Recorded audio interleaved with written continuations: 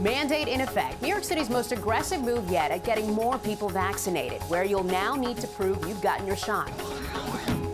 Timing out the showers, even a chance of a thunderstorm, what to expect by morning.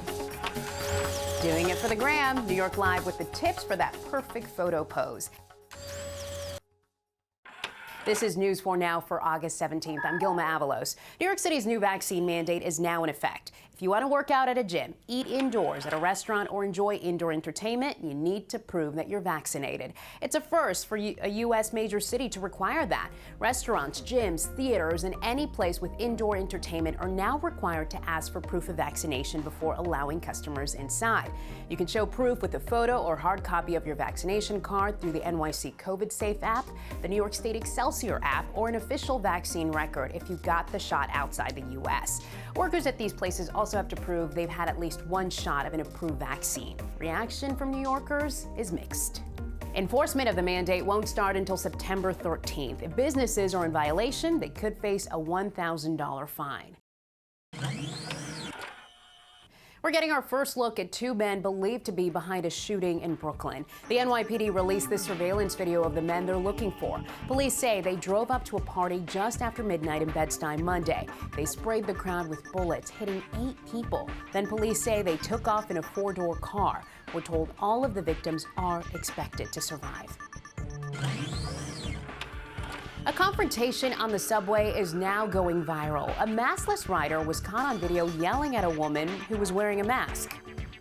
1776, 1776. The video shows the man on a Q train arguing with a woman who said he should be fined for refusing to wear a mask. The encounter comes as the MTA still mandates riders wear masks in indoor train stations and on trains and buses. MTA officials addressed the video during a news conference Monday.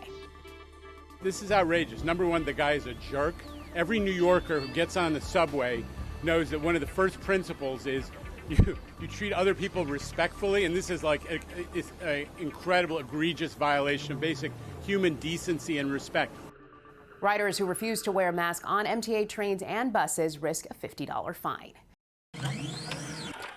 The busy neighborhood around the boardwalk in Seaside Heights is getting cleaned up and revamped. This major eyesore, a steel monstrosity facing demolition after more than a decade. Crews are making way for an 8-story condo with retail and a poolside restaurant. A new Ocean Club restaurant will replace an amusement park pier that burned to the ground 8 years ago. The mayor says the infamous Bamboo nightclub is the next slated to be torn down, and the transformation could come very fast. The developer says the condo that's replacing the steel eyesore could be up and ready within a year. We were stuck in the clouds today, a few of us seeing those showers, and that's very similar to the weather that we are going to see over the next couple of hours into late tonight and early tomorrow morning. So looking at the hour-by-hour forecast, still most of the action north and west of the city, nothing terribly heavy. At times there may be a rumble of thunder as well as we get into late tonight, early tomorrow, north and west. Staying muggy, staying mild, into the 70s for tomorrow morning, down to 74 in the city and Newark, 69 in White Plains, 72 in Islip, 69 degrees in Poughkeepsie. So the next 12 to 24 hours, that rain not adding up, but it will as we get into Friday with the arrival of the remnants of Fred, which will be the next big weather story for us later in the day on Wednesday to Thursday. Perfecting the pose. New York Live with the tips for that perfect photo that will get all the likes online.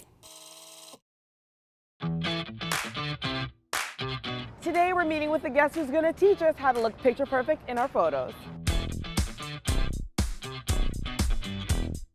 Well, Melanie, I have to say that you are the perfect person for this segment because you're so wildly photogenic. But apart from looking good, tell us more about what you do. I'm an actor, content creator, and a host, and so my big mission is to help women feel the most confident, like the best version of themselves. I know this past year has been such a crazy ride, and so many of us have dealt with mental health issues and insecurities and that idea of not feeling like enough. So on my social media, I've really been making an effort to really push confidence and posing tips and ways to just feel a little bit better every single day. Well, that all sounds great, and I'm excited to put your posing tips into action. So let's go.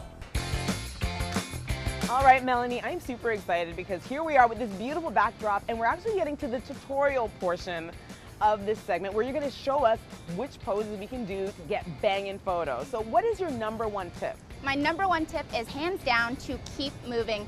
The more movement you can get, the better your photos are going to be, the more dynamic your photos are going to be, and of course, the more likes they're going to get on Instagram. Oh, and we like likes on social media. We're on the same page here, Onika. We're on the same page. Okay, so let's delve a little bit deeper into this. When you say move, what exactly should we be doing? Absolutely. There are so many different ways to move. I love wearing like a really long flowy dress to kind of accentuate that movement. Walking forward, moving backwards and looking over your shoulder. I love turns. I want to see so much movement and fun. We want photos that are really vibrant and bubbly and quirky. So you also say that we should be using props. What does that mean? Having something to play with is really going to help you look more natural. It's going to help you have fun.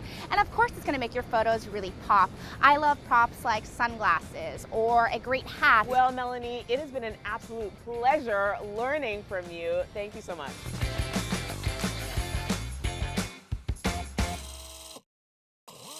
This is a first even for New York City. A subway driver who let his girlfriend operate a D train through multiple stops is now out of a job. News 4's Andrew Siff has the fiery reaction from officials.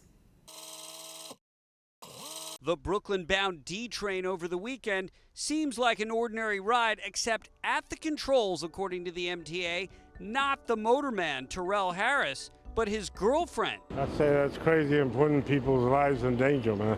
Not only was that a violation of our policy, but it was an egregious violation of public trust. It's something that I haven't seen in my 32 years here. The MTA's new interim transit president, Craig Cipriano, sounding off today on the allegation motorman Harris not only let his girlfriend drive the train for several stops, she also apparently boasted about it on social media. Images appear to show the couple holding hands over the train's controls through the 50th Street, 55th Street, and 62nd Street stations in Borough Park. I think it's very negligent because she doesn't know what she's doing and somebody could have gotten killed. And also, I think there should be more cops on the subway because something is happening at all times.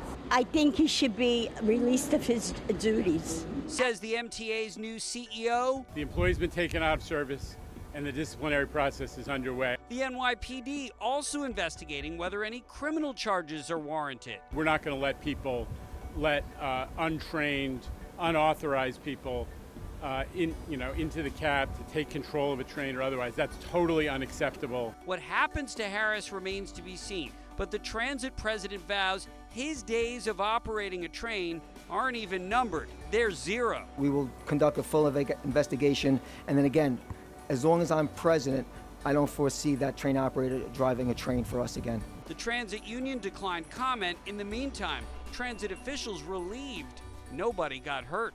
In Brooklyn, Andrew Siff, News 4 New York. Thank you for joining us. We will see you tomorrow.